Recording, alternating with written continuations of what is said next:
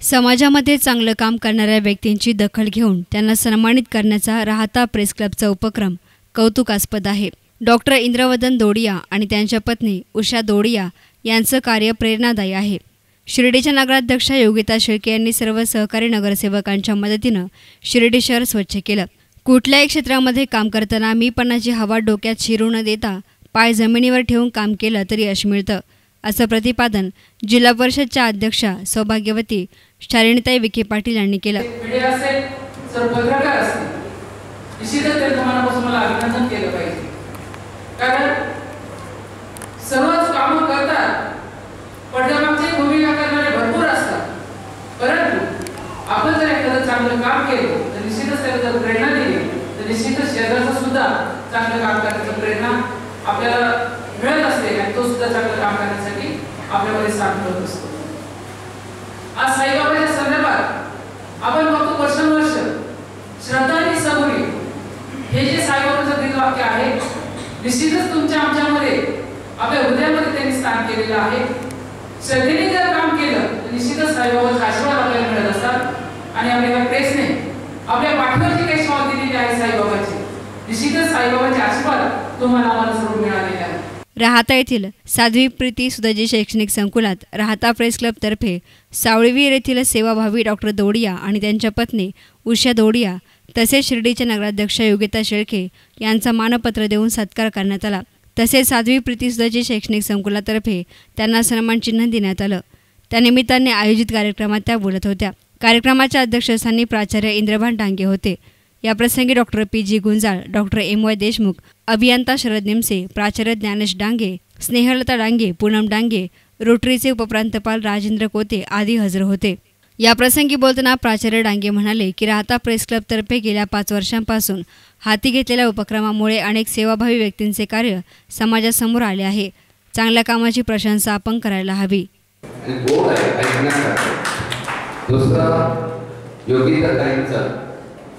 परवाच आमच्या सुनबाई सुजयरावच्या मिसेसचं खूप सर भेट द्यायला आल्या आणि त्यावेळेस सांगता त्यांनी सांगितलं, माझी योगिताची धांदल होते, आम्ही नवीन आहोत, आम्हाला सर्व एअरपोर्टला आम्ही एकमेकांनी शेअर करतो, खूप अवघड आहे।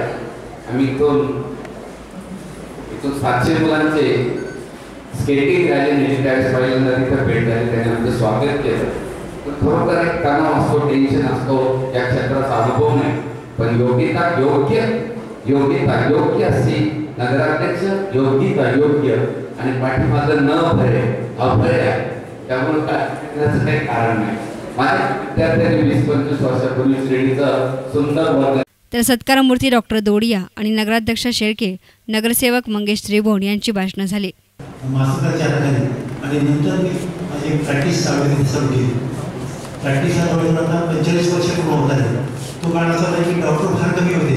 मी माझ्या गावात प्रॅक्टिस चालू केली, काम त्यावेळेला पहिली 10-12 वर्ष मी एकटाच होतो आमच्या गावात जवळपासच्या गावात, आणि इतकी प्रॅक्टिस चालायची। आणि त्या काळात मी शेती मावळण्याचं काम घेतलं की सकाळी एकदा 8ला चालू केलं की जेवणाची वेळ पेशंट चालायची, संपलं की जेवण करायचं, किंवा रात्री 9-10 वाजता प्रॅक्टिस चालायची, पूर्ण रुटीन राहायचं।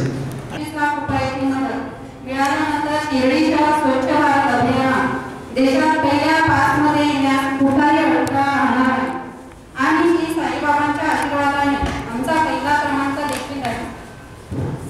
शिर्डी नगरपालिकेचे आमचे सहकारी, उपनगराध्यक्ष, सर्व नगरसेवक, नगरसेविका, सीओसाठी, नगरपालिकेचे सर्व अधिकारी, कर्मचारी, आरोग्य विभागाचे कर्मचारी, आमचे मार्गदर्शक नामदार राधाकृष्ण विखे पाटील यांच्या प्रयत्नाला यश आले आहे, म्हणून मी वरील सर्वांना खूप खूप धन्यवाद देते।